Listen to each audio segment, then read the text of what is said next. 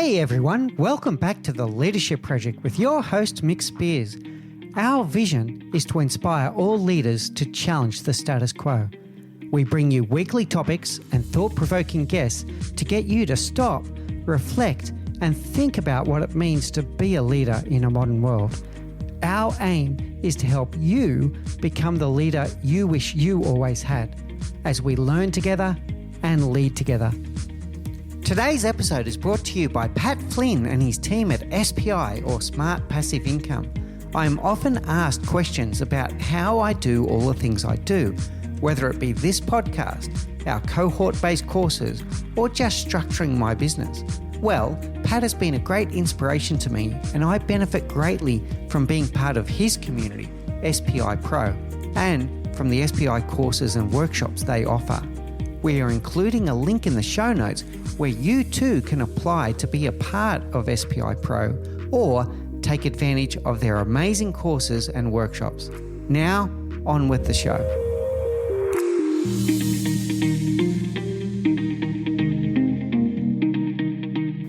Hey everyone, and welcome back to the Leadership Project. I'm greatly honoured today to be joined by Marcel Daane. Marcel is a lifelong martial artist and a neuroscientist. Now, there's an interesting conversation, or a combination of two things together. And as you know, on this show, we love to bring people together that have got a diverse background, and we can tap into their experiences and see what it means from a leadership point of view. He is a specialist in leadership as well. So he was the 2020 Executive Coach of the Year in Singapore. He's also an author of 2 books. He's the author of Headstrong Performance and the author of a new book called The 5 Energies of Horrible Bosses and How Not to Become One. And we'll be talking about both of those books in today's interview. And he's also the inventor of an interesting assessment that you can do called the 5 Postures Assessment. And I've done that assessment, and we will be touching on that in the interview today as well to see what that can mean in terms of my leadership, and if you do the assessment, what it could mean for you. So without further ado, I'd love to introduce Marcel. Marcel, please say hello to our audience. Tell us a little bit more about your background and what led you to be with us today. Oh, well, thanks so much for the first place. Just thanks so much for having me on the show. It's such a privilege. It's your reputation precedes you, and it's an honor for me to be on the show with you and just to be able to share this with your audience as well. My story is it's super long, and I did put it in my book, so it is a little easier to read. But basically, kind of the intro that I always give is if you there's a famous quote that's floating around the world that's supposedly from Einstein, and it's if you judge a fish by the way it can climb a tree, it'll live its life believing it's stupid. And I was born a fish. I have a very eclectic brain. One of the reasons why I studied neuroscience was to figure out how my own brain worked, because I always thought I was just screwed up. And at a young teenage age until my early adulthood, I was diagnosed with clinical depression and anxiety, and a lot of that had to do with the fact that I grew up in political exile, and so my so my life started off a little bit more unique than most people's, and I was exposed to certain horrors and of human races, especially in this day and age, we can see a lot of that through social media. But as a young child, I grew up in the 1960s, just dating myself right now. But it was a different era then, and I saw things that I probably shouldn't have seen at such a young age, and that changed me, and it made me kind of profoundly aware, right, of how dark this world can be, and I think that triggered a genetic predisposition in me that ended up kind of spiraling into depression and anxiety, because I was always afraid that the world was going to come to an end, and it was only when I was a young adult that actually through martial arts, my one thing my mom did, which was, I mean, you're talking about, in an era when Bruce Lee was still alive, right? And one thing my mom did, which I'm so grateful for. Unfortunately, my mom passed away a few days ago. But she's, so she's, I'm sure, up there in the heavens, listening to this, probably, shaking her head and going, "Oh my, what is he talking about?" But one thing I really, really am grateful for my mom is that when I was 5 years old, she noticed something in me. She noticed that, I wasn't the same bubbly kid that, everybody else was. And very sensitive too. I was very sensitive to my environment. I was very sensitive to the energy of people and even nature and animals. I was always, very much in tune with the energy. And unfortunately, I was also very affected by it because I didn't know how to process that information. And so she always knew that there was something that kind of required some extra attention. And she sent me to martial arts class when I was 5 years old. And you got to think, during the days of, Bruce Lee, where there were no kids classes. You don't, nowadays you take your kid to a kids class and it's kids martial arts. But back then there was training with adults. And I loved it. Yeah, I absolutely loved it. I fell in love with martial arts, from day one. And there was something about it that allowed me to come into my own and be a different version of myself. The world to me made sense in a martial arts school. And so I it kind of stuck with me. And as I grew up and my mental health issues became more of a challenge to a point where I was considering committing suicide in my early 20s. I happened to bump into one of the biggest catalysts in my life, who was one of my martial arts teachers, and he was an energy healer as well as a martial arts teacher. And I had the privilege of studying with him every day because I was in the military at the time, and where the military base was where his school was, and so I had a privilege of spending every day training with him, and he taught me things about my energy that nobody else would have been able to uncover. And he taught me exercises in terms of, physical training, in terms of how to be able to manage my energy and to be able to manage how I'm absorbing the energy of my environment. And through those exercises, I discovered that I started to get a grip on my own kind of mental challenges. And that really fascinated me, that, that there was this way of operating where I could manage my own energy that would actually help me be able to feel somewhat sane. Right. And that was, that was a catalyst for me. That gave me hope. And over the years, I got better and better and better at it over the decades as I was practicing that. And that's been, kind of a lifesaver for me. And that's what propelled me into wanting to share more working with people. So after I left the military, I actually ended up becoming a personal trainer and working with people on their health and fitness, and loved every minute of it. I really enjoyed working with people and helping them improve their lives and making some form of positive impact in them. But it never was, working with people in that physical realm was never really fulfilling for me, because I knew that there was just so much more with energy and all of that kind of stuff. And so I ended up going back to school. I did a undergraduate degree in complementary medicine, specializing in, kind of the whole alternative health aspect. It's an undergraduate in health science, but really kind of focusing on, Ayurvedic medicine and naturopathy and exercise and all of that kind of stuff. And of course, my interest was as it related to mental health, right? That was a big thing for me. And that eventually ended up triggering me into wanting to do a master's degree in neuroscience, because I was as I started to understand more about the energy and understanding the body and the healing process, I also was introduced to the fundamentals of neuroscience and understanding how through our bodies we can actually connect with our brain. So we can, not just through, therapy, for example, kind of having a conversation about how we feel, but through our bodies, we can connect it immediately with the emotional centers of our brain.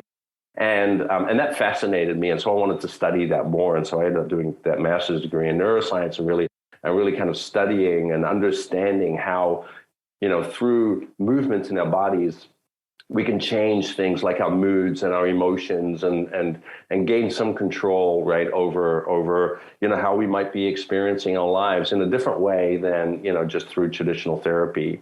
And that's what ended up propelling me to working with executives because there's, when you're dealing with stress and you're dealing with anxiety and, these are very, very common traits that executives deal with as well. So that ended up becoming my population of people that I was coaching. And that started in, kind of about 12 years ago, where I was working specifically with C-suite executives and leadership teams and people really kind of helping them understand their brains under pressure and understanding how they can use their whole way of being, not just their kind of thinking about being from the shoulders up, so to speak, but really kind of embodying that whole experience through their bodies as well as through their minds, and then that, of course, triggered me to write a book. Then I wrote my first book, and then I ended up writing my second book, et cetera, et cetera. And then again, here we are today. And here we are.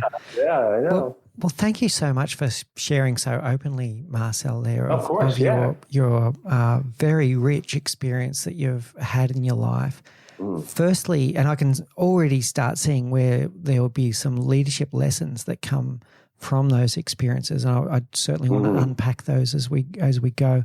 Firstly, sure. I'd like to say I'm very sorry for your loss. So I wasn't aware of that, and my thoughts with you and your family at this time. And I'm really glad to hear that you can, think back fondly to things that your mother has taught you through your career, and it's nice to hear that reflection. So that's my first thought for you. Thank you. Yeah, I appreciate that. I also want to reflect on, your openly and transparently sharing with us your experience around depression and mental illness, and that you've found a path and you've found a way that suits you and come out of the other end. I'm going to say strong, because we're going to talk about strong as we go through today as well. So thank you for sharing that. I'd like to go back to something that you shared. You talk about in some of your books and some of your materials that it is our experiences and it is our background that make up a lot of who we are today and how we show up in the present. You mentioned political exile, and your father was a famous political activist. Can you share a little bit more with the audience about what that was about, but mostly what you learned from that and how it shapes you today? Absolutely, it was actually my mother that was the political activist. Yeah, okay. So my mother was she grew up in South Africa. She was born in South Africa. She was a white South African, but she was also from a prominent South African family. Right. And, that was, of course, heavily in favor of the apartheid, back in those days. And, but as a kid, she never understood it. And she ended up rebelling as a late teenager, against the apartheid. And she was so successful at it. And she was such a, nuisance that she ended up, and she was one of 3 white South African women who was jailed for, kind of her political activity as a white South African woman. And because she was white, she couldn't be prosecuted in the same way. And so they ended up, and of course she was also from a prominent family, so she was just more of an embarrassment than anything else. And so they kicked her out of the country. And so she ended up, with my dad. She met my dad, when she was going through that process. My dad's Dutch. And so they ended up moving to Holland, where she continued on as a political activist. Apparently, as my mom says, apparently I was completely oblivious to this, but apparently we've survived three assassination attacks.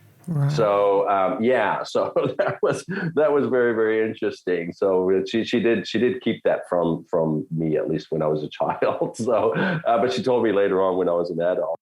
And so there was, back in those days, being such a nuisance, right, to a white supremacist government was met with a lot of aggression, and so that my mom and dad ended up moving to New Zealand from there, just because I think it was further away from South Africa. But she continued on being this prominent political activist, even though we were so far away. And so I remember growing up as a kid, and our home was like a through house for the for the ANC members, right? So nowadays, Right. the African National Congress is a political party, but back then it was a terrorist organization. And something I learned about the coining of somebody as a terrorist. It really depends on what side of the fence you're at, whether or not you're going to call that person a terrorist. So my mom was coined a terrorist, and yet so many other people today would probably coin her a freedom fighter. And the same counts for a lot of people that are in governments in South Africa today, because they were all friends of my mom's back in the day, with through the ANC. And so we ended up being like this through house where they would come to us and they would stay with us for a while before flying to another African country. Usually would be like Zimbabwe or something like that, where they would then hop on trucks and then drive into South Africa, where they would do whatever it is that they were doing back in the day to create more disruption. And so I saw this unfolding every single day. And I remember his name is James, a close friend of ours who stayed with us a number of times. And I remember one time walking into one of the bedrooms that we had lent to James, and he took his shirt off, and the scarring on his back from the whipping that he had gotten when he was a kid in South Africa, and the type of whips that they used to use on people back then was called a cat with nine tails, and it's because it had 9 kind of strings, and each string had little hooks on them, so that they would tear more flesh, and they would use them on children and things like that, and so as a child, I remember walking in and seeing that.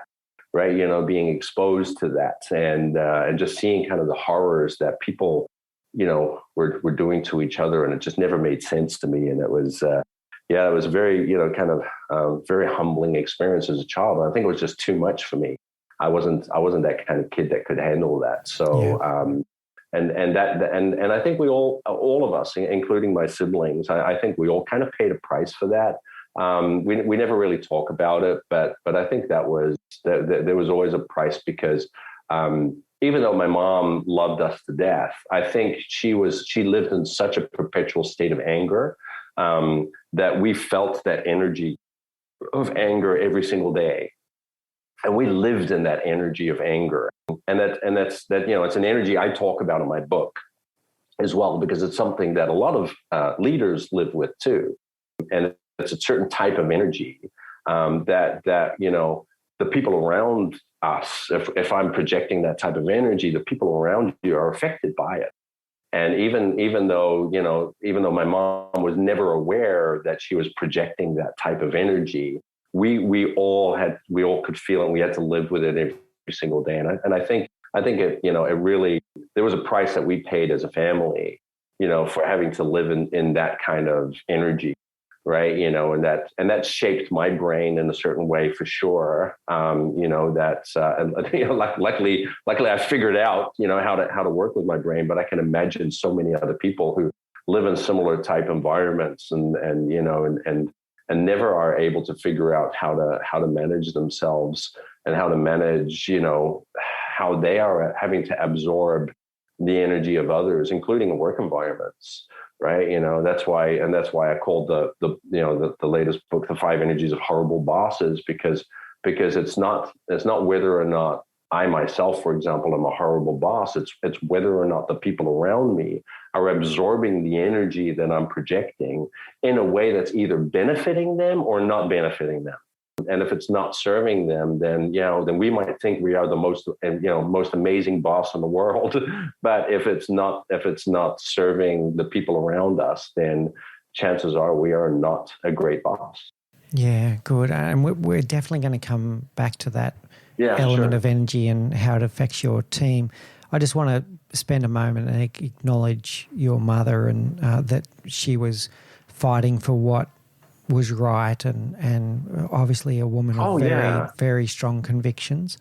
And Absolutely. I want to acknowledge. Sorry, go ahead. Yeah, thank you. And if I can add to that too, I mean, I also thought she was really cool because of it. So, I do paint a little bit of a dark picture, but, what a great story to tell when you have to bring one of your parents to school to say, hey, what do you do for a living?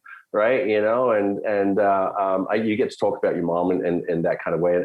And also after the fall of the apartheid, my mom was celebrated by the South African government because of that. She was, it's called the Luthuli Award. She's a recipient of the Luthuli Award, which is kind of the same as the knighthood in the UK, right? So, she was definitely celebrated and appreciated for the work that she did. So, I did think there was this element of coolness, but it did come with a price. We all did pay a price for it. Yeah, I understand that, and I feel like you also have I acknowledge your self-awareness that you realise that has made up a fabric of who you are today, and it exactly somehow shapes your perspective. And you mentioned about perspective there as well.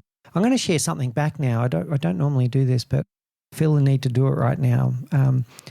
So my mother passed away just over a year ago. It's about 14 months ago, and I'm sorry to hear that. And roughly around the time of the first anniversary of her passing, I did manage to get to visit her grave. I was living in a different country when she passed, and with COVID, I was not able to get to the funeral. So I was able to go there and kind of, say goodbye, et cetera, et cetera. And here's the interesting thing. So my mother, she ran women's refuges. She was a social worker, and she spent hours and hours and hours every day running these refuges for women that were running away from essentially violent marriages, and that she was helping them at their time of most need. And at the time, as a boy growing up, I'll be honest, there was an element of resentfulness there that she was spending 16 hours a day with these people and very limited time with me, and I didn't get it at the time. And then as I grow up and I emerge to become the person I am, and I look at my own values about standing up for people that need to be, need help for someone to stand up for them, about, dedicating my life in the service of others and helping others to become the best people that they can become, etc. There's so many of my personal values that I live every day right now that come from my mother. And I didn't realize it until after she had passed. But yeah, just I haven't shared that story before, but I felt the need to do it now listening to you. So absolutely, and I wholeheartedly agree. I think a lot of this is subliminal, and the same. And I talk about that in my first book too. Just about through their example, right? How when we live that example, how that really does seep into our values, and for me, being of service to others, is such an important value that I learned from my mom, and that and as I always like to say it, it's life is way more rewarding when we're of service to others than we're of service to ourselves.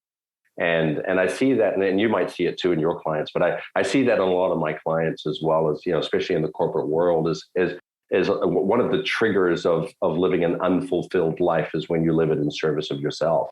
And there are so many people out there who, later on in life come to this realization that, that just making a living and making money and doing all of these kind of things doesn't give them that sense of fulfillment that they deserve to have, and that there's something else out there for them. Yeah. Right. And that's such an important piece for sure. Yeah. And the other thing too that my mom, taught me is do what's right, and no matter if, even if there's a government, that is out there telling you can't do it, if to you, if you believe it's the right thing to do, stand up to that and stand up for what you believe is right.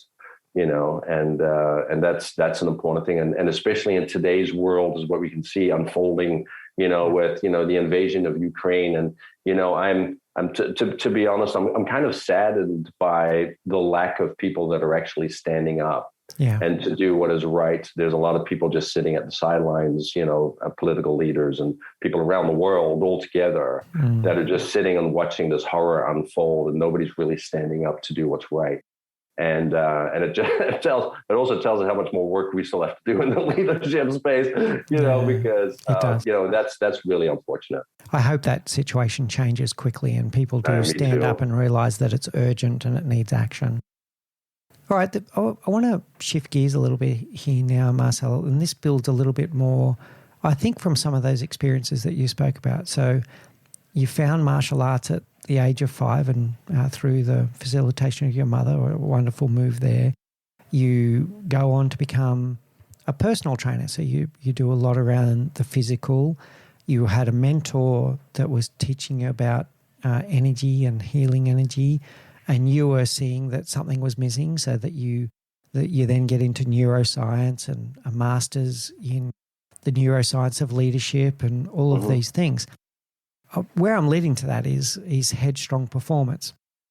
So in the book Headstrong Performance, which is one that I've read and enjoyed, you do talk a lot about this kind of the physical and mental aspects of looking after yourself for optimal performance. Can you tell us more about how those worlds collide for you?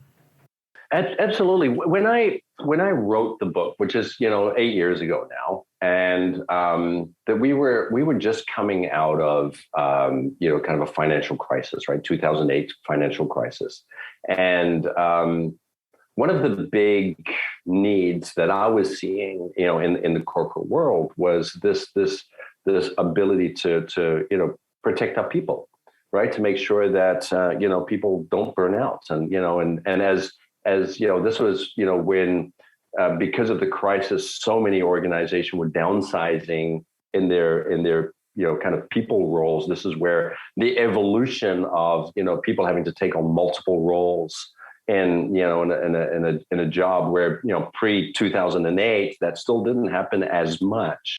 But, and after 2008, it became very common for people to have 2 or 3 job descriptions and figuring out how to survive. And so we saw this tremendous influx in things like burnout and stress in the workplace and all of those kind of exponentially how that grew. And so for me, it was an important story to tell of what are the things that we're actually valuing in our corporations, in our organizations, especially the research that I was doing, because I had this privilege of doing research with 108 leaders, and I got to study their brains under pressure. And what I was doing when I was doing my thesis was I was actually looking at their functional brain age. So basically what that means is at what age is your brain performing? And when I talk about that, I mean from things like executive functions like speed of processing, memory retention, kind of all of those kind of things. So we can compare people's scores with age groups, right? And so we can kind of say, hey, listen, your brain is functioning at a certain age.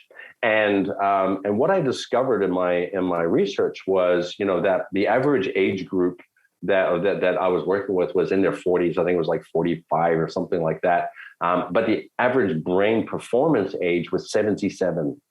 And that's not from a wisdom perspective. That's literally your brain is performing like a 77-year-old senior citizen. And for me, that was like such a light bulb moment because here I was thinking like, hey, we have this population of very talented people. Organizations spend millions of dollars, kind of trying to retain this talent. And then we put them in a work environment where the brains become 77 years old. It's like, and then, where's the ROI of that? Where is that payoff for both parties, not just for employers, but also for employees? And so to me, the math wasn't computing.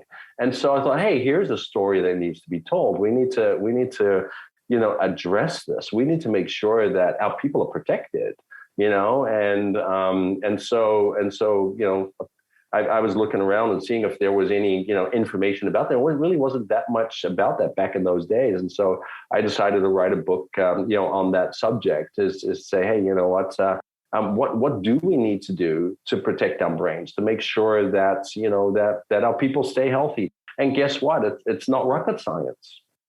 It's, it's actually kind of simple. And very often a lot of these interventions are free. Which is crazier. And so, yet, with all of that in mind, the number of organizations that really spend time and energy protecting the brains of their people is still really small. And a company might say, well, hey, and I've heard this argument a few times. Well, hey, we have a wellness program and we have wellness incentives, but that has nothing to do with protecting the brains of your people. Mm-hmm. If you're as a leadership, have created a culture, right, that doesn't value the brains of and the health and the well-being of your people by overloading people with work tasks and all of these kind of things, creating an environment where they don't feel safe, all of those kind of things, you can implement you can spend millions on wellness programs. None of that's going to make a difference. Yeah. Right. And that was a conversation I thought was really, important to have. Yeah, thanks, Marcel. That's a great introduction into this topic. I'm going to reflect on something you said there. Something happened in the world along the way. This has crept in, and it's hard to describe, but you were touching on this. Somehow it became you reward people's performance by giving them a promotion, but you promote them into a new role where they somehow are still expected to do their old job as well. Like this, that has crept in. God. I've seen that so many times, right? I have at least 3 clients right now who struggle with exactly the same thing. Right. And you got to say, we're going to give you a promotion, but you're keeping your old job. Yeah. Where is the reward in that? Congratulations, here's extra work. It's like, well, maybe a little bit of extra pay, but we're going to double your workload and we're going to give you a 10% pay increase. What the? Come on. Really interesting one there, Marcel. And I love what you're talking there about mental age. And, we talk a lot about fatigue. We talk a lot about stress and what it has on your body. But certainly the person is not firing on all cylinders when they're in that kind of situation. Exactly. And the other thing I want to think about, is when we talk about things like efficiency, right? And organizational performance, wouldn't we want to address the things that are kind of like don't cost anything at all, right? I mean, this is low-hanging fruit, protecting the brains of our people. It's not, and yet we just choose to ignore it because, why would we have to have a conversation about this? Everybody's still making money and people are doing it, right? When I, if I'm a leader and I tell my people, hey, I'm giving you a promotion, and by the way, you now have 2 jobs, and so you're gonna have to work 16 hours a day. But remember, I am concerned about your wellness, right? And that mixed messaging, we're getting away with it, right? People, companies are getting away with that type of kind of way of operating. And it is a dichotomy, isn't it? Because I do sense on one way, that organizations truly do care about their people, but when it comes to actually doing something, and Bruce Lee has the best quote ever with that is, knowing is not enough, you must apply. Right. And we know so much about employee well-being and, psychological safety. And, there's not a leadership course out there in the world anymore that doesn't address some element of that. But when it comes to push comes to shove, we need to do something with it. Yeah. And that's where a lot of the struggle still applies, is what are we actually doing? Yeah, it's applied knowledge and action that makes a difference, not just the knowledge itself. Not just the knowledge. That's really important message there. And one of the things, I think it's well documented, the audience are probably sick of me talking about it, but it's well documented that we're at an all-time low in employee engagement in the world right now. Yep, exactly. And part of it is companies, and I can think of companies that I've previously worked for that could fit this bill, that openly say that the people are our most valuable asset. Yep. And yet they don't treat that asset like it's the most valuable asset. And I want to go further now, Marcel. You talk about protecting their brains, because within those people, their intellectual capacity is really the most important and valuable asset there. Tell us more. What are the very low-hanging fruit steps that leaders out there can take to look after the mental health and the brains of their people? Yeah. So at a functional level, right? It's giving your employees an opportunity, or actually, I would even say the space, right, to be able to take care of themselves. Where an example is just the other day, I had a client who is now wrapping up this major project that she had to fulfill. She was doing 3 times more work than she was supposed to be doing, 16 to 18-hour work days. She's been doing this for the past 6 months, is totally burnt out. Project ends March 1st.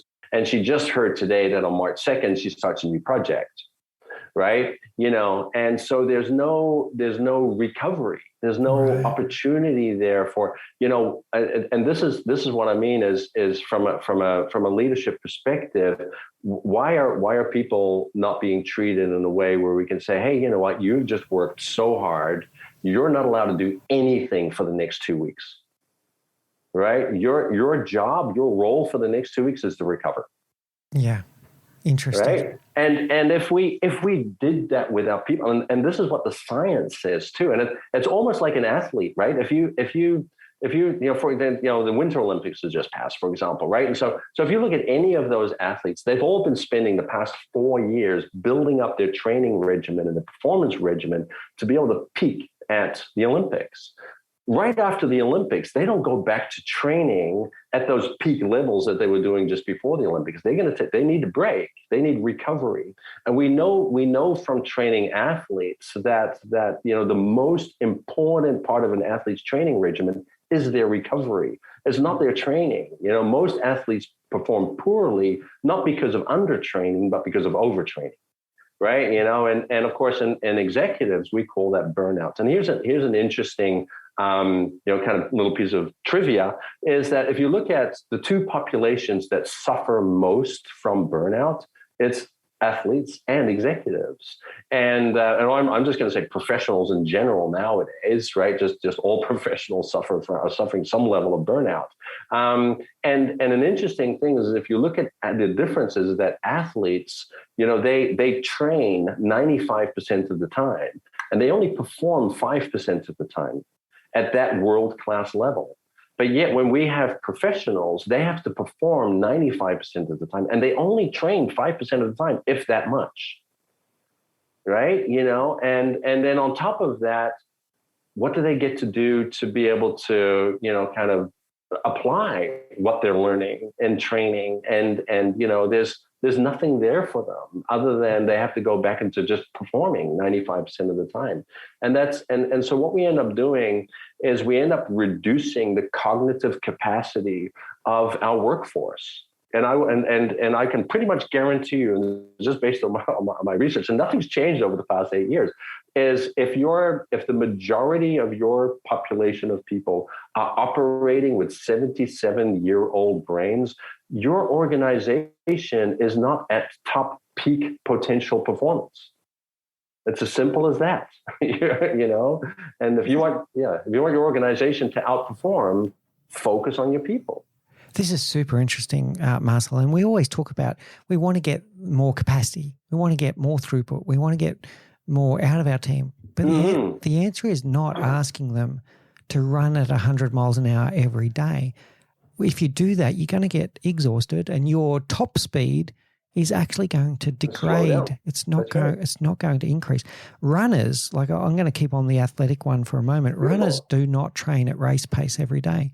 They have different types of training on different days broken up with periods of recovery and rest. So they'll go out there, and today I'm going to do, it's called strides, and they're actually working on their technique. They're not working on race pace. Then another day it'll be a slow, long run. And then another day it's running up hills, et cetera, et cetera. And in between, they're recovering so that they can get the most out of the next training session, right? So they don't turn up to the day that they're going to do hill sprints exhausted from the day before.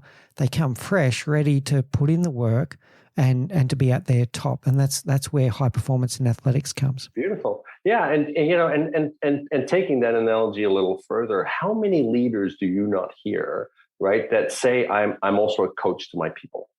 Yeah. All right. Right.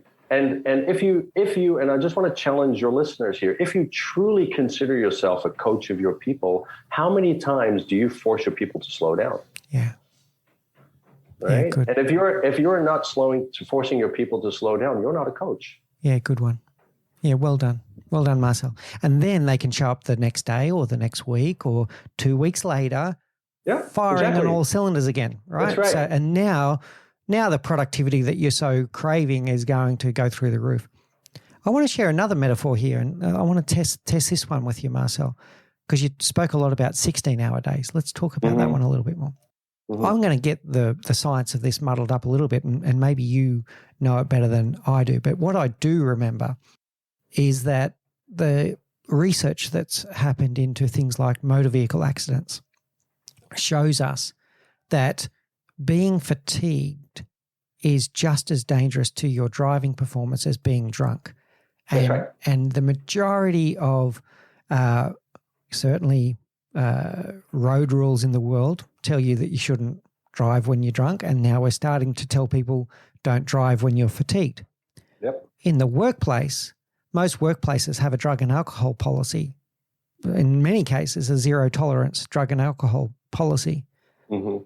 But we don't seem to have a zero tolerance for working 16 hours a day. And in that last, whatever stretch, the last 4 hours, do you really think those people are making effective decisions?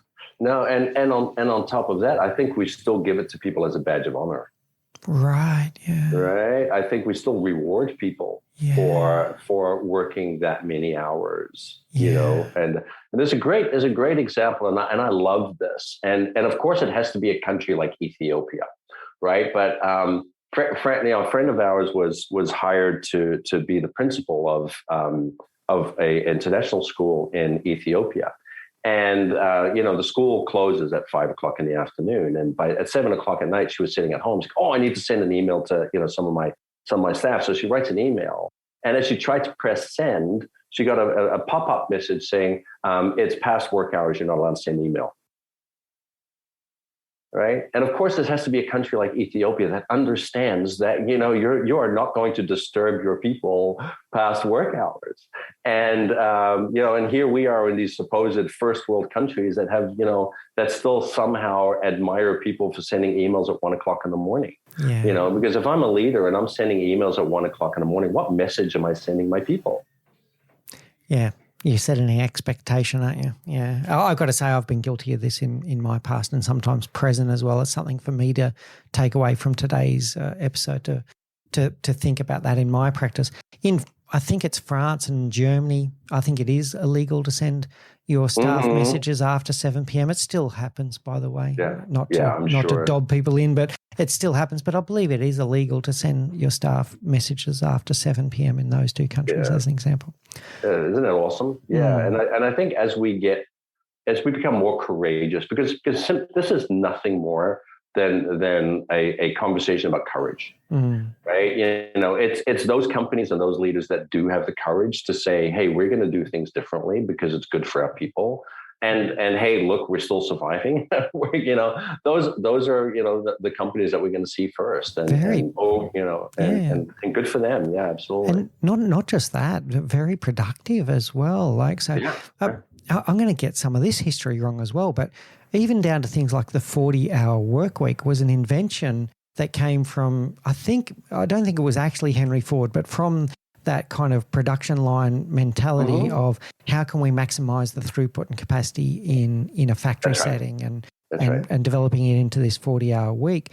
Yeah. But in reality, like we're starting to see some companies. I'll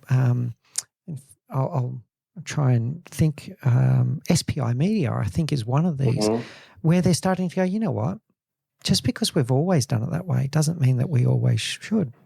Yeah. Why aren't we working a 4-day week and seeing how productive we could be in those 4 days, and then take a really good rest for 3 days and then come back and knock it out of the park again next week, right? So, yeah, exactly. And I think countries like Norway, Sweden, like they've already knocked it down to a what is it, a 32-hour work week? Right. Yeah. So there are these countries that are starting to adopt this, exactly this idea. And the other thing too is that is the 65-year-old retirement age. Yeah. That's another kind of thing that started in the literally in the Industrial Revolution almost 200 years ago, and it's still stuck with us. We still seem to think that by 65, for some reason, magically, we don't have the capacity to be functional anymore in society, and so therefore we need to be retiring, and all of that kind of stuff. Luckily, in my opinion, is changing slowly but surely, and in a large part also thanks to our Generation Z, this new generation of people that are coming into the workforce, especially like as of this year. We're going to see an influx of millions and millions Gen Z people walking into the workforce who have a very different idea of the type of work culture that they want to work in.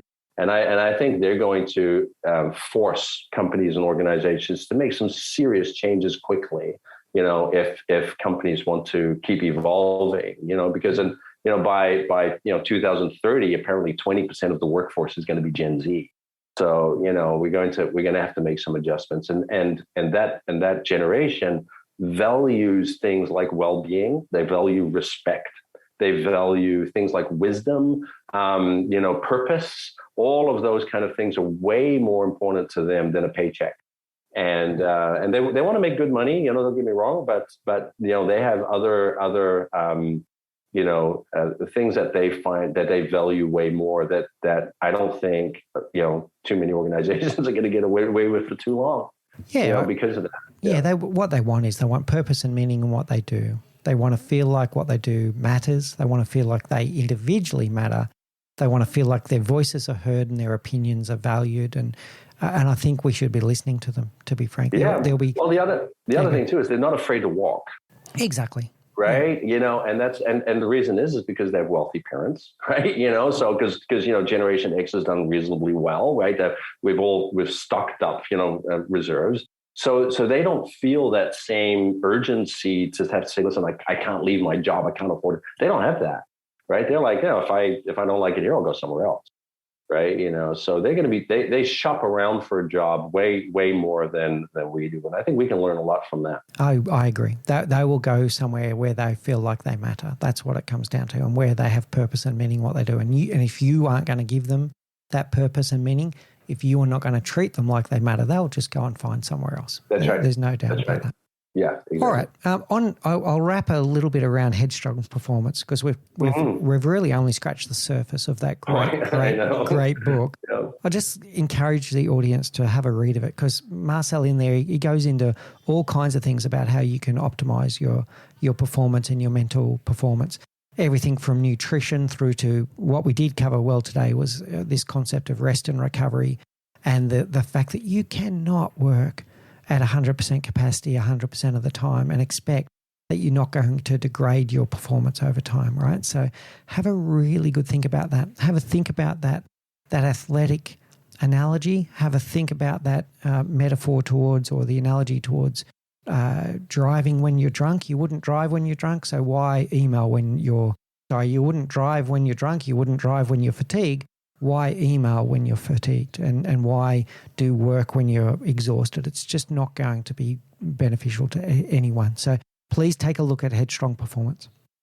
I want to switch now over to the 5 energies. Let's start with that, or 5 postures. I'll start with that. You're the inventor of an assessment process called the 5 postures, and I've done this assessment myself, and I'll share my results with the audience as we go. But I'll give the floor to you for a moment, Marcel. Why did you invent the 5 postures in the first place?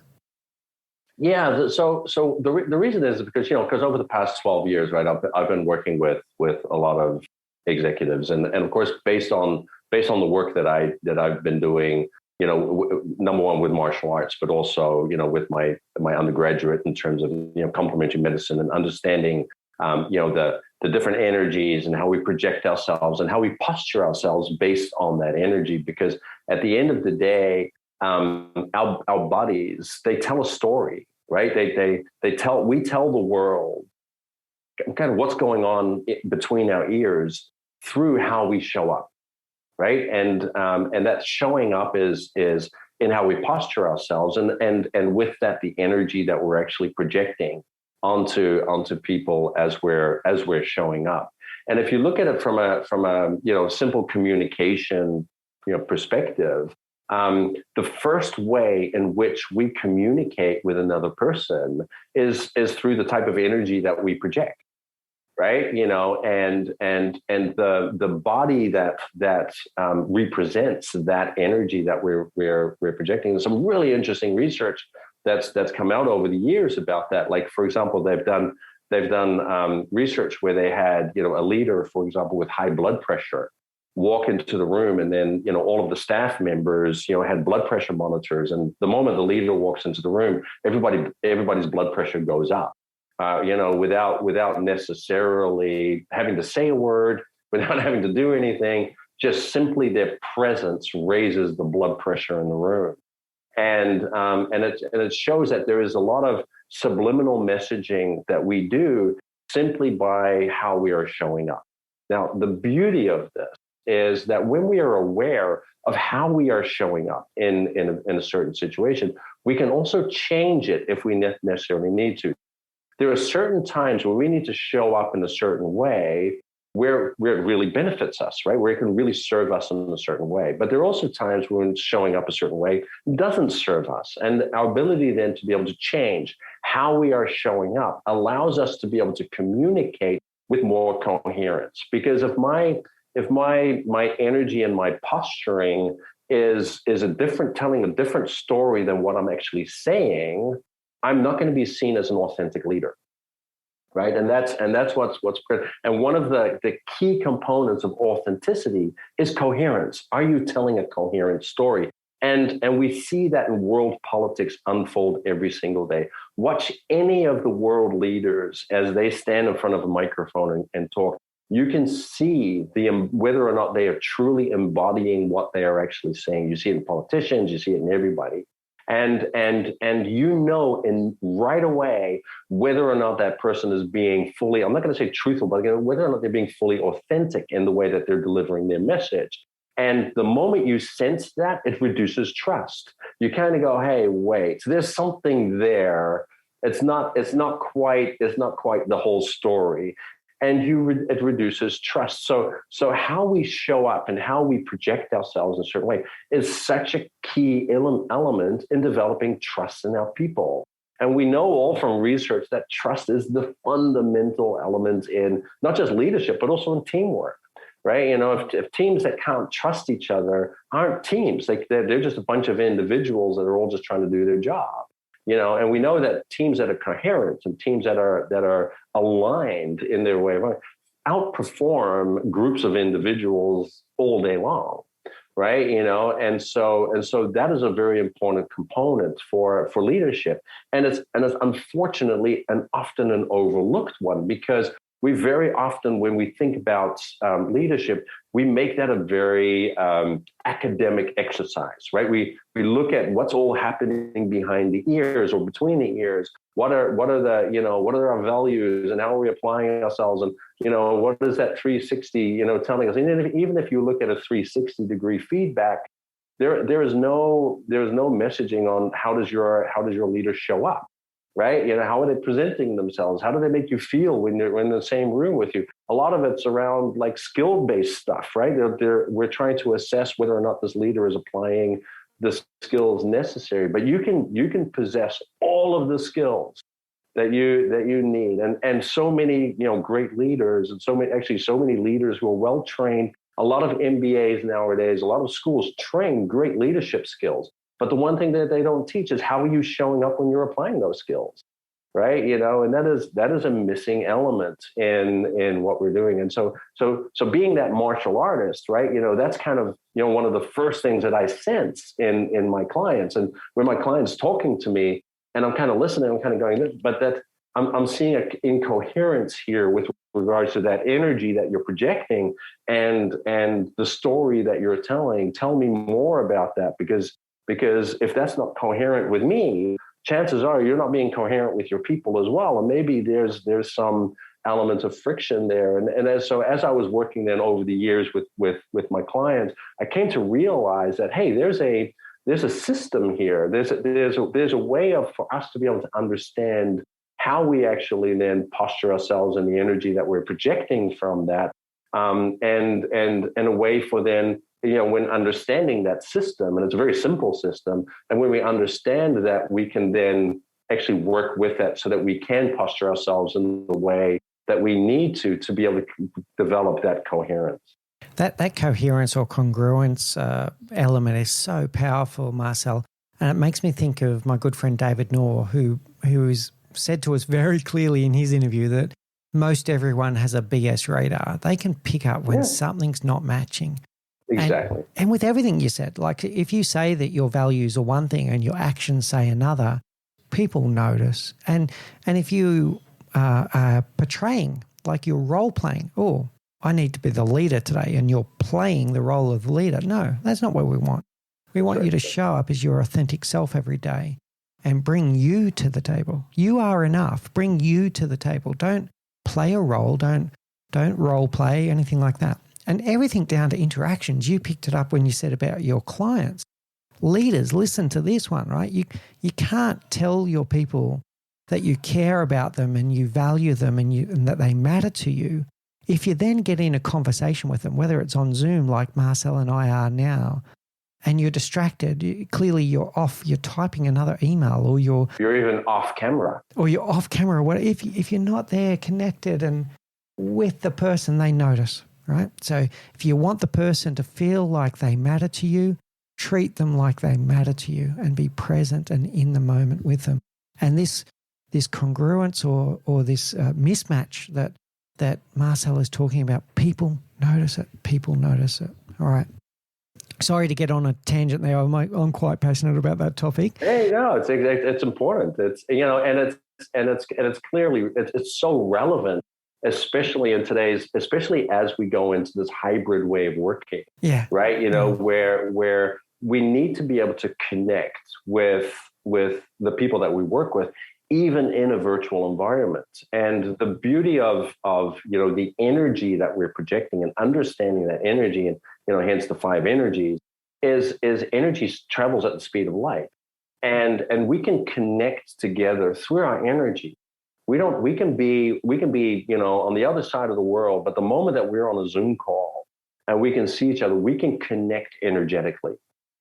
And it's that energetic connection that brings us closer together through the screen, as if we are actually in the same room together. And that's why that is becoming such an important skill today, because we find ourselves in such virtual environment, right? That's for any leader, if you want to connect better with your people, learn how to connect with them energetically.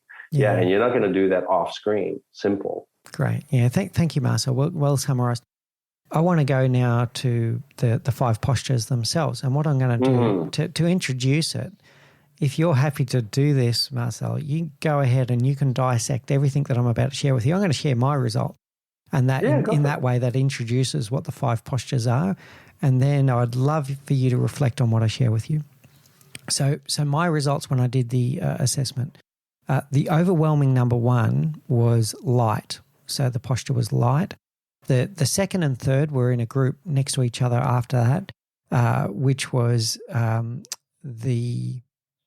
written it down poorly, inviting. My scribble, sorry, was the inviting posture and the determined posture. The 2 that I scored very low on were the heavy posture and the neutral posture. What does that tell you about me, Marcel? Put you on the spot here.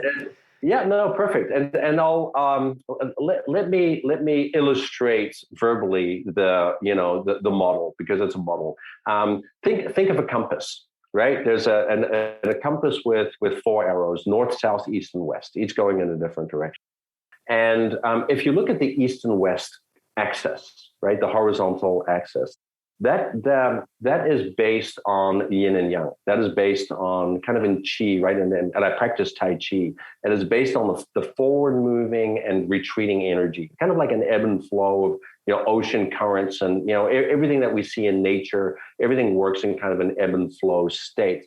And as human beings, right, we can either be forward moving in human beings, so we like to kind of always have our energy in a forward moving space, or we can be in an inviting energy where we're actually kind of receiving energy from other people. Now, people who are in that forward moving type kind of posture, that are always kind of driving themselves forward, they have a tendency to be very task oriented, and they're always getting stuff done, right? Because it's always important. You need to get work done. You need to get that. It's also about mobilizing people and doing all of these kind of things. And there's a level of assertiveness that comes with that energy that that they're always driving forward.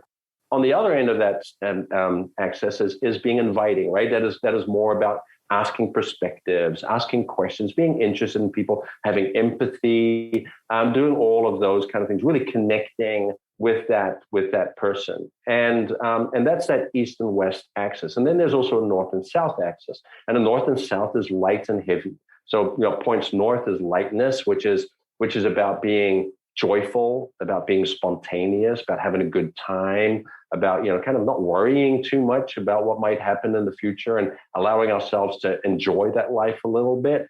As where heaviness is more about being grounded, staying true to our values, doing the right thing, doing things the right way, right?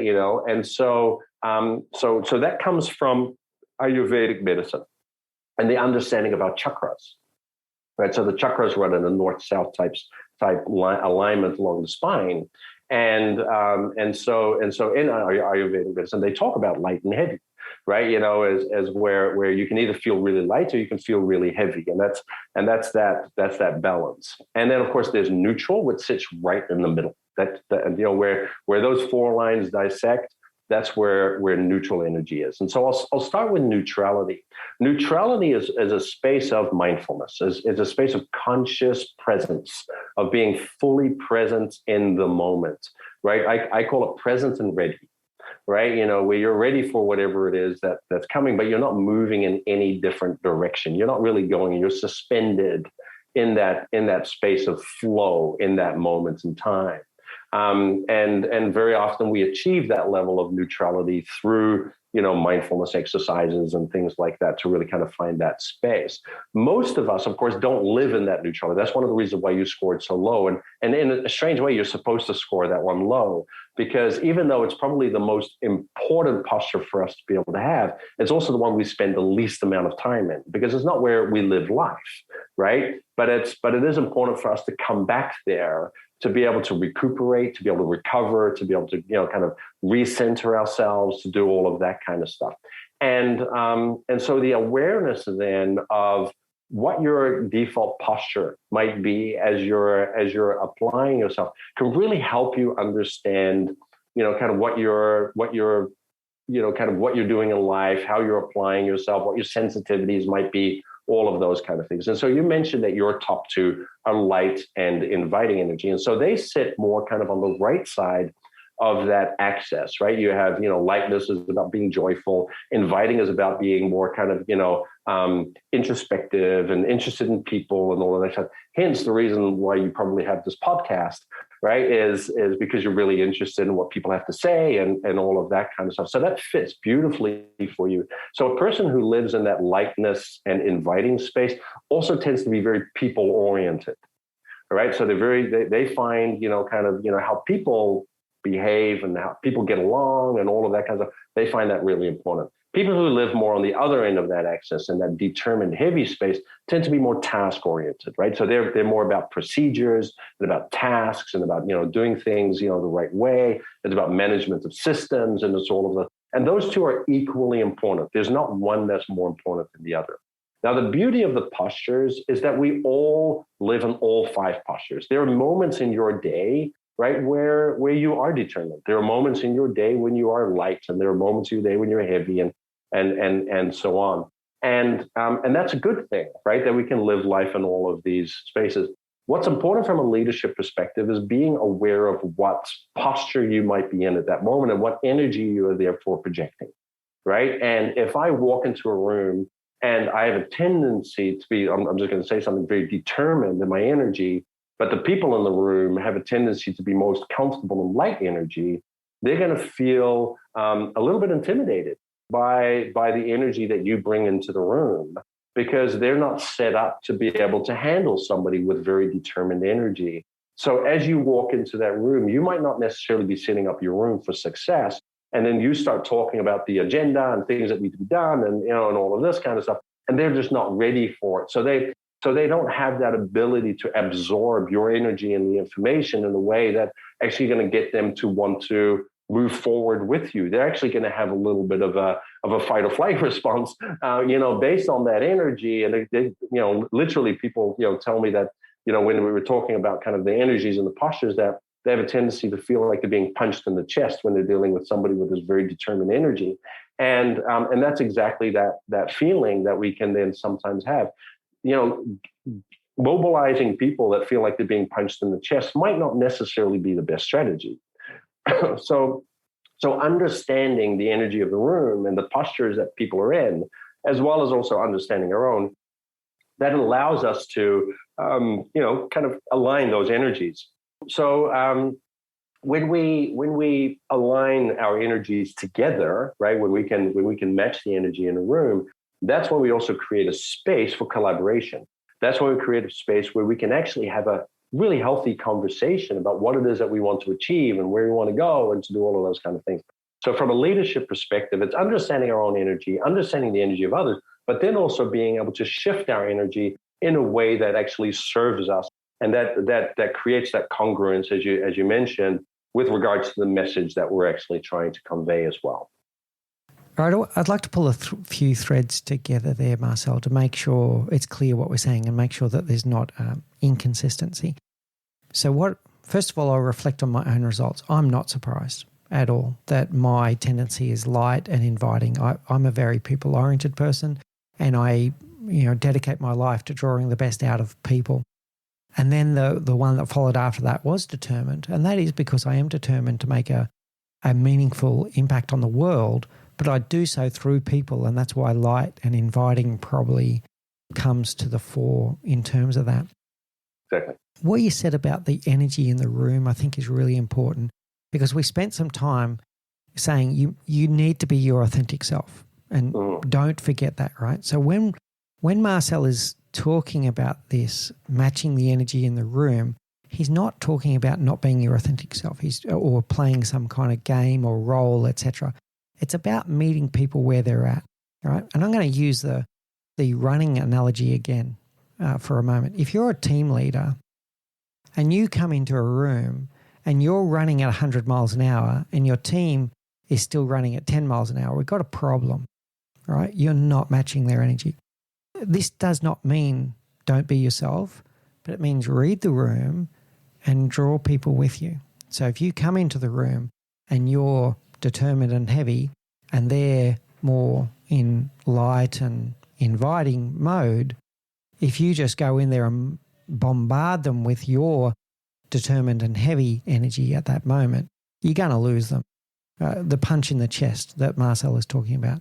Now, that doesn't mean don't be yourself, but it means read the room and meet people where they are, or closer to where they are, as you draw the best out of them. How's that reflection for you, Marcel? No, it's fantastic. And the other thing I want to add to that too is there is a big difference between conscious and unconscious energy projection, or conscious and unconscious posturing, right? And sometimes I get that comment as well from a leader, but isn't it about being authentic myself? And I say absolutely, but do so with consciousness. Right? Showing up in a room, being unconscious about how you're showing up, right, is not authentic. It's lazy. right? It's like, oh, I'll just show up and the world just has to adapt to me. And, that's not what leadership is. If you wanted to learn about leadership, you wouldn't expect the world to adapt to how you're showing up, right? You'd want to be consciously aware of how you're showing up. And so leading with consciousness is such an important component of this space.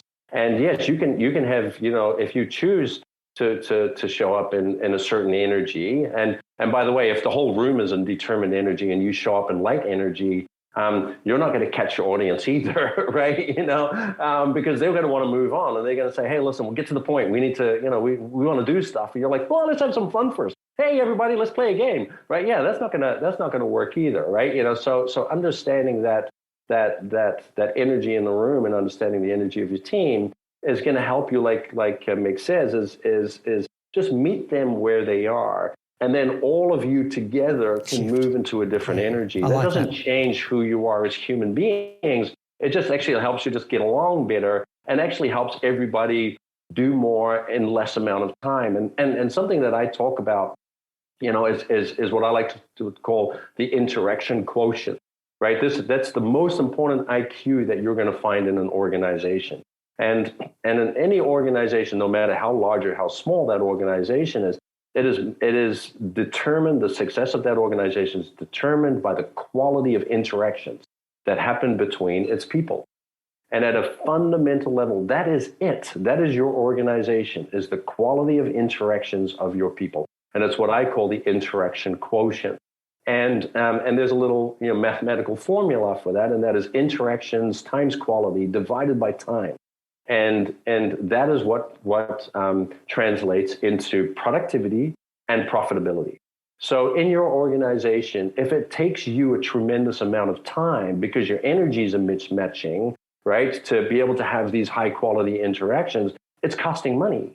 And on the other hand, if you can find a way where everybody can get along easier and a lot better with way less effort and in much less time, right, it's going to make everybody a lot more money and improve profitability, right?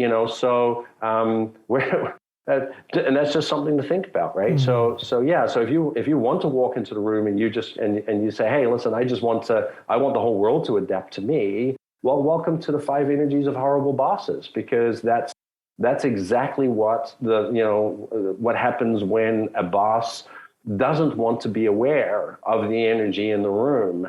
You're only going to cater to 20% of that population, and those are the people who happen to be in the same energy as you are, right? At that time, and that other 80% is probably going to think that you kind of suck as a boss, and you might think you are the most amazing leader in the world, but there are people out there who probably think very differently, and that can be humbling, right? And so walking into a situation, being consciously aware of how you are showing up reduces that so much more, right? Because it allows you to be able. So that consciousness, if you're going to take anything away from today's podcast, is be consciously aware of how you show up.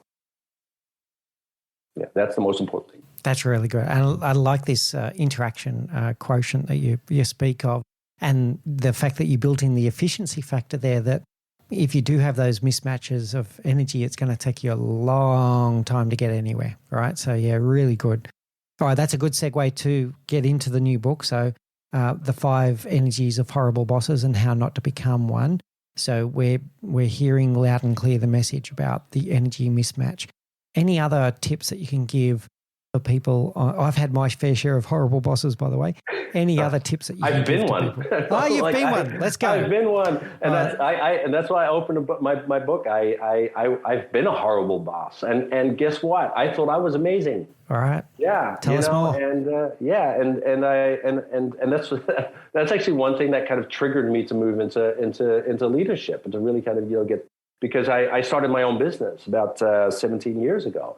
And it was a gym. I started my own gym, and I it was the largest athlete training facility in Southeast Asia. It was in Singapore, and I had 15 staff members that I started with, and I had 3 partners who did not come from the industry, who were working really hard at trying to make things work. And I was so self-absorbed in thinking that I was the expert in what I was. And, I considered myself an expert in athletic training and all of that kind of stuff, to a point where I thought it was my way. It was, that was the way to be successful. And I didn't open myself up. I wasn't inviting input from my partners. I wasn't inviting input from my trainers. It had to be my way or the highway. I was very determined, right, in my and heavy in my way of operating. And I was the first person who would say I'm doing an amazing job. I was looking out for my people. I thought I was being a fair boss and honest and all of those kind of things. Thought I was applying myself in the way possible. And I became the greatest saboteur to my company because I didn't give people the space to be able to apply themselves in a way that they could have benefited, to a point where we almost went bankrupt. And when we almost went bankrupt, I decided that this wasn't for me, and I sold my shares to my partners.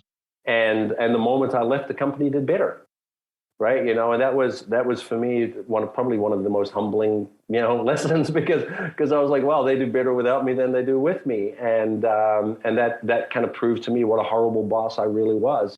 And living in this illusion, right, that I thought of myself as actually a pretty amazing boss, and I see that happen time and time again.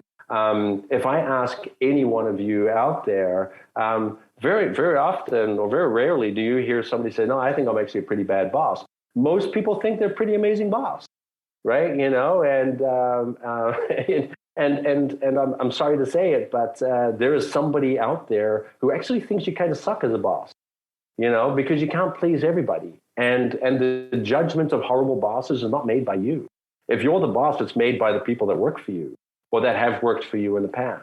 And I can guarantee you that, there is always somebody out there who considers you a horrible boss, even though you might think you are amazing at being a boss. And having that awareness, right, is so critically important to leadership, is understanding that no matter how hard we try, no matter how great we think we might be, there is always somebody out there who has a different opinion.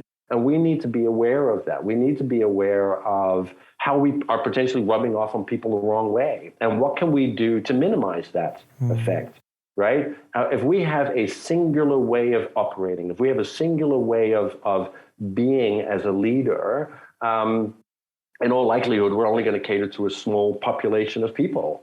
We see that in world politics, for example. We see certain leaders out there in world politics who refuse to adapt, right? And they're just simply, hey, it's my way or the highway. This is the way you're going to get it. And so they end up catering to a small population of people, and the rest of the population thinks they suck, and the small population thinks they're amazing, and that's what you end up being stuck with. But it doesn't have to be that way. Like you mentioned, you can still stay yourself. You can still be yourself, but be consciously aware of how you might be rubbing off on people in another way, and address that. Right? And kind of say, hey, I understand that, maybe my leadership style is not the most comfortable for you, that you don't get that. I get that, right? And I respect you for speaking up and giving me that feedback on, that you're not you're not quite happy with the way that I'm leading, because that's important to me, right? And we can only do that if we are open and we create a culture where people feel comfortable enough to tell us that they think we are actually acting like a horrible boss at this moment in time. And I'm telling you, if nobody is telling you that you are a horrible boss, it's not because you're not a horrible boss to somebody, it's because they're afraid to tell you, right? And that means that you have created a culture that doesn't feel safe. And that's a responsibility of the leader. There's a number of powerful things there, Marcel. I want to summarize a few. So first of all, you made me think of the interview we did with Charlie Feineman about branding. And the key message about a brand is what other people say about you. It's not what you say about you. It's what other people say about you. And your personal brand as a leader is what other people say about you when you're not in the room. It's not about what you think you are. It's about what other people think you are as a leader. So that's a powerful message. The other powerful message there is about the self-awareness. Many horrible bosses do not have self-awareness that they're a horrible boss. So that's a sobering one for us all to think about. And how can we get that authentic view about how we're being received? It's by having a psychological safety in your environment where people do feel like they can stick up their hand and say, hey, boss, that wasn't so smart, right? When you said that, do you know that people, interpreted it this way or they felt this when you did that, right? So having at least some people in your team, hopefully all of them, but having at least some people in your team that have got the psychological safety to stick up their hand and say, yeah, that didn't land very well when you do something. And that's when you can then put into action some of that self-awareness and to adjust a little bit to make sure, still be yourself, but make some adjustments to meet people where they're at again. Exactly. And that's why the energies, are so important because it takes a certain type of energy, right, for you to be able to invite that type of feedback, that where a person feels safe to be able to tell you about that. And so if you're not aware of that, that is the energy that you need to be projecting at a certain moment in time, you're not going to get that information. And as we're talking about it, and I mentioned this in my book as well, is at the end of the day, that's what creates culture, right? That is what we call it. And I like to refer culture actually as the climate, right? The organizational climates. And if you look at the organizational climate, if you walk into any company, right, you can feel the climate of the interplay of energies of all of the people in this organization together creates a certain climate where you either walk in there and you feel really welcome, you feel like, wow, I'd really love to be part of this, or you just feel like, man, I don't who died, right? And that's just this interplay of these energies that are actually going on. And it's leadership that creates the climate. They create the weather in the organization. And if you want to walk into an organization where everybody feels welcome and everybody feels safe, you need to be able to feel that when you walk through the door. And if you are not feeling that, walk out again, switch on your antenna, right? Become consciously aware of what you're walking into and walk back into your office and see if you can sense the climate of this interplay of energies of the people that work for you. And you will know right away, if you can be, sensitive to it, you will know right away whether or not you are actually doing a good job as a boss or not. And you can feel it. And if you want to ignore it and blame everybody else and all of that kind of stuff, hey, that's cool too. That's up to you. But if you want to be aware, just walk in and feel it. Use your body as an antenna to feel the climates of your organization. Yeah, I like this. And that's getting to a level of emotional intelligence where you are being able to read that energy. Yeah, I like that a lot, Marcel. The last thing I want to say on it would be that unless someone is in leadership for all of the wrong reasons, I don't believe that anyone turns up each day saying to themselves, I'm going to be a bad boss today. I'm going to be a horrible boss. I'm going to be as horrible as I can. So then they're not doing it on purpose, but they might have blind spots, right? So exactly. And that's what I say in the book too, and that's why most people consider themselves a really good boss, because they want to be a really good boss. And I believe that every human being in this planet wakes up every single day, maybe except for here a few, but it wakes up every single day wanting to be the best version of themselves. Nobody wakes up in the morning and say, I want to do the worst job possible today. Everybody wants to do the best job they can, and it's very often, and this was in my case too, I was a horrible boss because I almost cared too much, right? That's what made me so heavy in my way of leading, was because I took my work way too seriously, right? I thought work was like life or death. And that's how I treated it. And in a way, it kind of was because my life savings was in it, right? And so I took it so seriously that just ended up rubbing off on everybody in the wrong way. And I think if you're a type of leader who really kind of takes your work so seriously, chances are you're going to be rubbing off on people in the wrong way too, because there are a lot of people who treat work just what it is. It's just a paycheck. Another energy mismatch right there. Yeah, exactly. All right, Marcel, I think that brings us to a close. I've got some closing questions for you. Thank you so much for everything today. It's been enthralling for me. I've learned so much, and I know the audience would have as well. So to start with our rapid fire round, and I want to ask you a little bit about your new venture in the last question. So first of all, what's the one thing that you know now that you wish you knew when you were 20? And for you, you've had a very interesting life. So that's a long time ago. Yeah, let's hear. I'm 56 now. And it's really, really good. I was in a meditation exercise a little while ago, and I did an exercise where I had to visit my future self and my 90-year-old self. And my 90-year-old self, when I visited him, looked at me and just gave me two pieces of advice. Number one, stop taking life so seriously. Everything's going to work out just fine. The second is keep doing your martial arts. That's going to benefit you. And that was it. And so if I were to give my 20-year-old self that same advice, it would be exactly the same. Just don't take things so seriously. Everything's going to work out just fine. Great. All right. What's your favorite book? The Power of Now by Eckhart Tolle. Okay. Yeah. Right. Yeah. Love that book. That's come up a few times. Reread it every once in a while. Yeah. I reread it every now and then. Yeah. Very good. Okay. And what's your favorite quote? If you judge a fish by the way it can climb a tree, it will live its life believing it's stupid. Yeah, it's a good one. Very powerful. So thank you, Marcel. This has been so interesting for me and for our audience. I'm sure that people in the audience are going to want to know more. They're going to want to know more about the 5 postures, about the 5 energies, and they might want to look into more of this stuff around your view of performance and to become a high-performance leader. I'm very pleased to tell everyone that you've also started a new venture with your daughter, Kalani, and you are the CEO of Level 5 Partners. So tell us a little bit about Level 5 and also share with the audience how people can get in contact with you if they would like to work with you or do more. Fantastic. Yeah. So I started Level 5 Partners. Actually, it was a request from my daughter, she's 22, and she announced she wants to step into my footsteps. So she's actually finishing up her training as an executive coach as well. But the area that she really wants to specialize, which I love, is actually bridging the gap between Gen Zs and Gen X.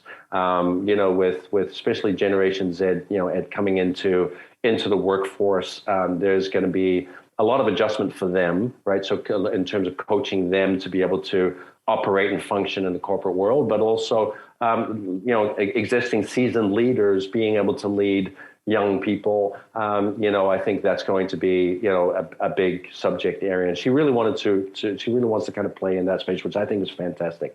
And so we actually teamed up as a father-daughter team. Because, of course, she's got the Gen Z, which I don't have. I'm 56 years old, but I work with that other population of seasoned leader, and so we have a much more opportunity to bridge that gap together. And so we're a group of coaches. We're expanding our network of coaches around the world.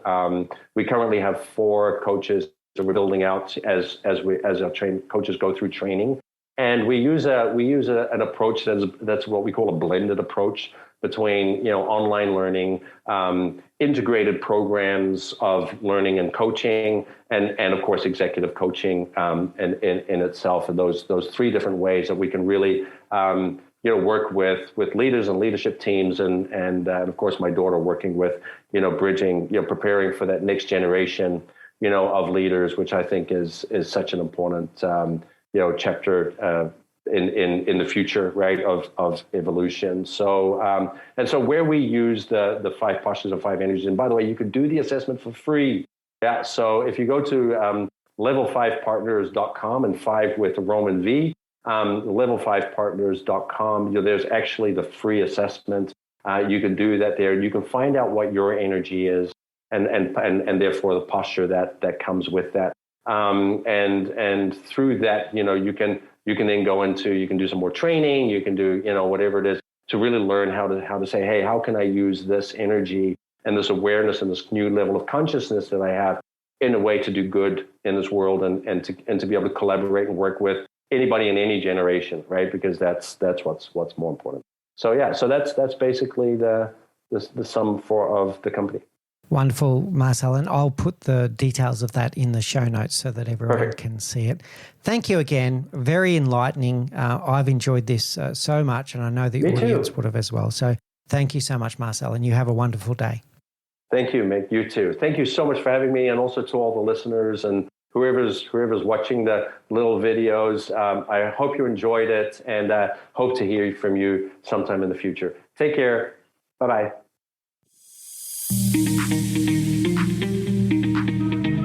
Thank you for listening to the Leadership Project podcast at mickspiers.com. A big call out to Faris Sadek for his sound design and editing of our audio and video content, and to the whole team at TLP, Joanne Gozon, Gerald Calabo, Rika Vidanes, and my wonderful supportive wife, Say Spiers, who is also our operations manager. This show would simply not be possible without you. If you've enjoyed the show, please leave us a rating and review at Apple Podcasts. You can catch the video podcast and our video of the week at the Leadership Project YouTube channel. And you can join the conversation at the Leadership Project Facebook community group. We look forward to bringing you more great content and interviews next week as we continue to learn together and lead together. In the meantime, please do take care, look out for each other, and always remember to challenge the status quo.